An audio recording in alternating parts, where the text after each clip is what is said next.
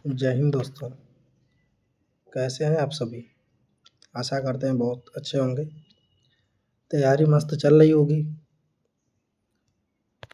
बढ़िया से एकदम मस्त तैयारी कीजिए दोस्त। ये पॉलिटी का पार्ट 2 है। ऐसे ही अलग अलग पार्ट में हम लोग पॉलिटी के मोस्ट इम्पॉर्टेंट क्वेश्चन कंप्लीट कर लेंगे जो एग्ज़ाम में पूछे जाएंगे। आपको यही क्वेश्चन जो है कि एग्ज़ाम में देखने को मिलेंगे, कोई अलग से नहीं है, सेलेक्टेड क्वेश्चन है। आप लोग इसे रिवीजन कीजिएगा, नोट्स बनाइएगा, देखिएगा कि मतलब यही एग्ज़ाम में आपको मिलेगा। ठीक है फ्रेंड्स, तो बढ़ते हैं। पार्ट 2 है हम लोग का पॉलिटी का। ये कांस्टेबल जेल वार्डर के लिए भी इम्पोर्टेंट है। कांस्टेबल के लिए भी पढ़ सकते हैं, जेल वार्डर के लिए भी पढ़ सकते हैं, और एसआई के लिए भी तो है भी। ठीक है, तो आगे बढ़ते हैं, देखते हैं पहला क्वेश्चन। 26 नंबर देखते हैं। 26 नंबर दिया है, वर्ष 1942 में किस योजना के तहत यह स्वीकार किया गया कि भारत में एक निर्वाचित संविधान सभा का गठन होगा जो युद्धोपरांत संविधान का निर्माण करेगी। ठीक है, क्वेश्चन बड़ा है लेकिन इम्पोर्टेंट है। ठीक है, तो 26 नंबर का राइट आंसर है ऑप्शन नंबर बी, क्रिप्स योजना। ये सब मोस्ट इम्पॉर्टेंट क्वेश्चन है। ठीक है, नेक्स्ट क्वेश्चन 27 नंबर देखते हैं। दिया कि संविधान सभा के गठन की मांग सर्वप्रथम 1895 में किसके द्वारा प्रस्तुत की गई? तो 1895 में संविधान सभा की गठन की मांग किसके द्वारा प्रस्तुत की गई थी? ये भी इम्पोर्टेंट क्वेश्चन है। तो 27 का राइट आंसर है ऑप्शन नंबर ए, बाल गंगाधर तिलक के द्वारा प्रस्तुत की गई थी। ठीक है, नेक्स्ट क्वेश्चन 28 नंबर। भारत की संविधान सभा गठित करने का आधार क्या था? ये भी इम्पोर्टेंट क्वेश्चन है, नोट कर लीजिएगा। भारत की संविधान सभा गठित करने का आधार क्या था? तो क्या था गठित करने का आधार? ऑप्शन नंबर डी सही है, cabinet mission plan 1946। Next question 29 number देखते हैं। भारत की संविधान सभा किसके अनुसार गठित की गई? ये भी नोट कर लीजिएगा। भारत की संविधान सभा किसके अनुसार गठित की गई? किसके अनुसार गठित की गई थी? तो 29 का राइट आंसर है ऑप्शन नंबर ए, कैबिनेट मिशन योजना के अनुसार। ठीक है, ये सब मोस्ट इम्पॉर्टेंट क्वेश्चन है, याद कर लीजिएगा इसको। नेक्स्ट क्वेश्चन, सन 1936 में भारतीय राष्ट्रीय कांग्रेस द्वारा संविधान सभा के गठन की मांग कहाँ पर हुए अधिवेशन में रखी गई? कहाँ रखी गई थी, किस अधिवेशन में रखी गई थी? तो 30 का राइट आंसर है ऑप्शन नंबर सी, फैजपुर में रखी गई थी। नेक्स्ट क्वेश्चन 31 नंबर देखते हैं। कैबिनेट मिशन योजना के अनुसार संविधान सभा में कुल कितने सदस्य थे? कैबिनेट मिशन योजना के अनुसार संविधान सभा में कुल कितने सदस्य थे? तो 31 का राइट आंसर है ऑप्शन नंबर बी, 389। ये भी इम्पॉर्टेंट क्वेश्चन है। ठीक है, 389 सदस्य। नेक्स्ट क्वेश्चन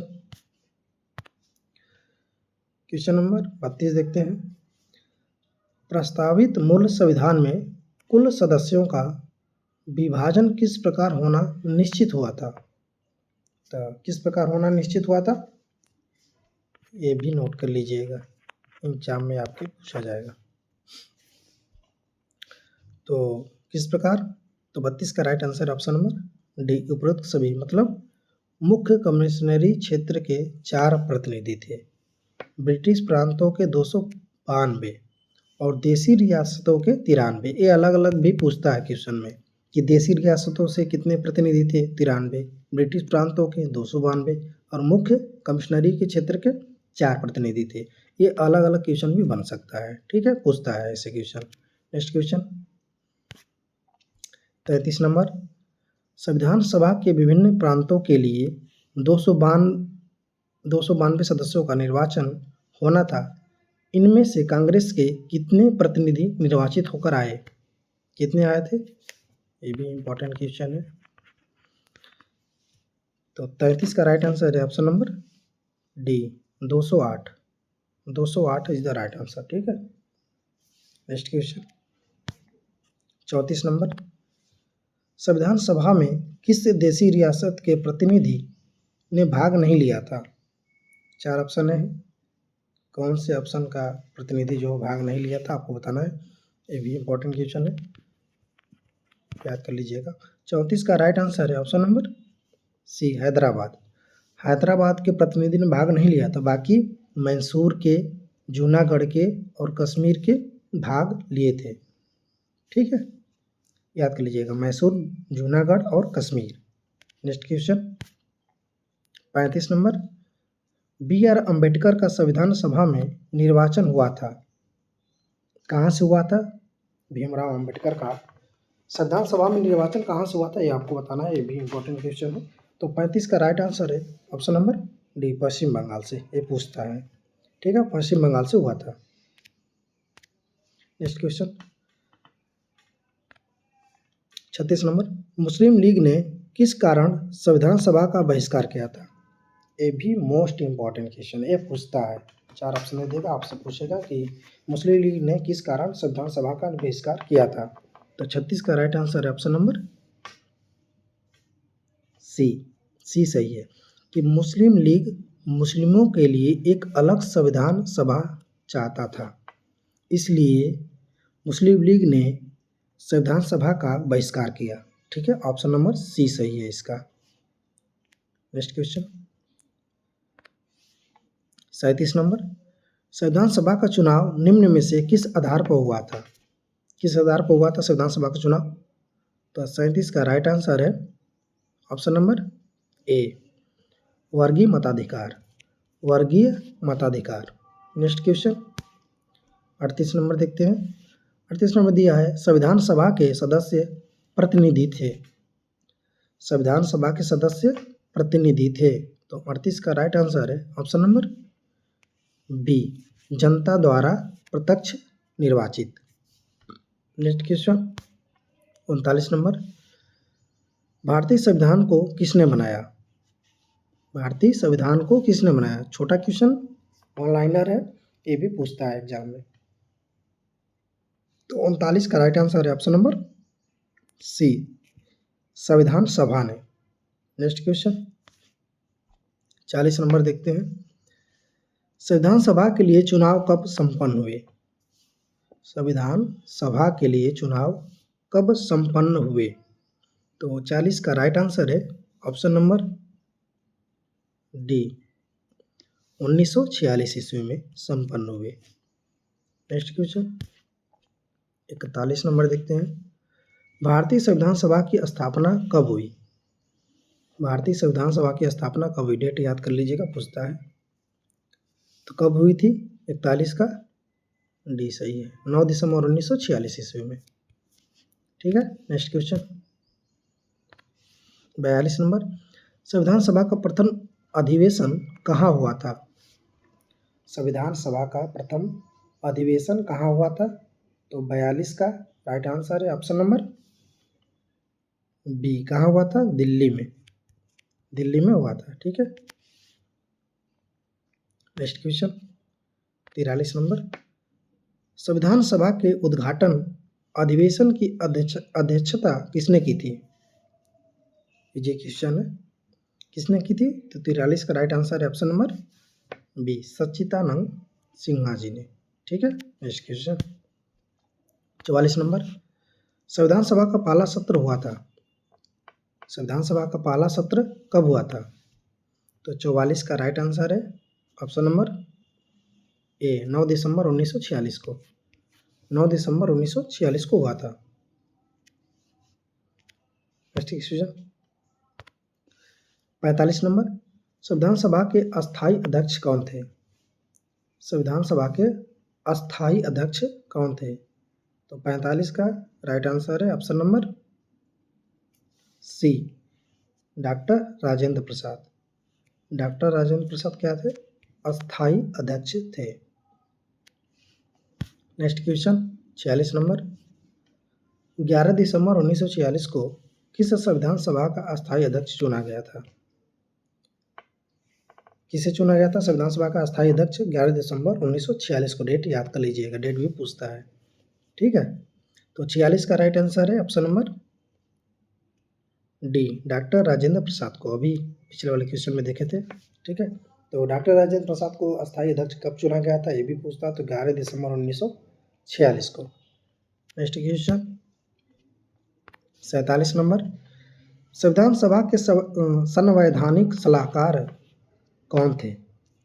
कौन थे? ये भी इम्पोर्टेंट क्वेश्चन है, पूछता है। तो संवैधानिक सलाहकार कौन थे? तो 47 का राइट आंसर है option number D, Benegal Narsing Rau. ठीक है, नेक्स्ट क्वेश्चन 48 नंबर देखते हैं, संविधान सभा के चुने हुए अस्थाई अध्यक्ष थे। तो क्वेश्चन वही है, बस थोड़ा सा शब्द बदल गए हैं। संविधान सभा के चुने हुए अस्थाई अध्यक्ष कौन थे? तो 48 का राइट आंसर है option number A, doctor Rajendra Prasad. अभी किए हैं। नेक्स्ट क्वेश्चन 49 नंबर, निम्नलिखित में से कौन संविधान सभा का सदस्य नहीं था? ध्यान दीजिएगा, नहीं था। ठीक है, तो कौन नहीं था? तो 49 का आंसर है सी, एच.एस. बेग नहीं थे। बाकी टी.टी.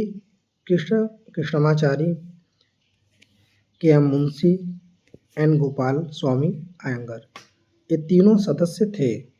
ठीक है, तो आप लोग ये याद कर लीजिएगा कि कौन कौन सदस्य थे। ठीक है, पूछता है। नेक्स्ट क्वेश्चन 50 नंबर, संविधान के विभिन्न पहलुओं के अध्ययन हेतु संविधान सभा ने कितनी समितियां नियुक्त की थी? कितनी समितियां नियुक्त की थी? तो 50 का राइट आंसर है ऑप्शन नंबर डी, 13। पूछता है क्वेश्चन। ठीक है, पूछता है, क्वेश्चन है, इम्पोर्टेंट क्वेश्चन है। तो ये रहे हम लोग के 25 क्वेश्चन। आप लोग नोट कीजिएगा इसको, ऐसे ही वीडियो में कर करके करीब आपको 800-900 पॉलिटी के क्वेश्चन मैं करा दूंगा, जो उससे बाहर तो नहीं पूछेगा। ठीक है, आपका पेपर ठीक ठाक हो जाएगा जीके का। भारतीय न्याय संहिता BNS करा ही रहा हूँ, उसका पहला वीडियो आ गया है, आप लोग देख लीजिए, इम्पोर्टेंट है, बस वही याद कर लीजिएगा ऑनलाइनर के तौर पे। BNSS भारतीय नागरिक सुरक्षा संहिता, उसका भी वीडियो आ जाएगा 1-2 दिन में। तो ऐसे ही करके पॉलिटी कंप्लीट हो गया, मूल विधि कंप्लीट हो जाएगा। माइनर एक्ट का भी ला देंगे, माइनर का जो है कि वैसे तो माइनर एक्ट बहुत सारे हैं, लेकिन इम्पोर्टेंट माइनर एक्ट जो पूछता है एग्जाम में वो मैं आपको करा दूंगा क्वेश्चन के तौर पे। ठीक है, तो जीके का काम हो गया। बाकी आप लोग किसी बुक से स्टार्ट की जीके सब मतलब याद कर लीजिएगा, तो जीके का काम हो जाएगा। आप लोग हिंदी का प्रैक्टिस सेट जल्दी ला दूंगा, आप लोग प्रैक्टिस कर लीजिएगा। ठीक है, मैथ रीजनिंग का भी देख रहा हूँ, अगर व्यवस्था ऐसा बन जाता है तो मैथ रीजनिंग का भी डाल दूँगा। ठीक है फ्रेंड्स, तो ये वीडियो आपको कैसा लगा कमेंट करके बताएं, अपने दोस्तों के साथ शेयर करें, सब्सक्राइब करें मेरे चैनल को। Thanks for watching.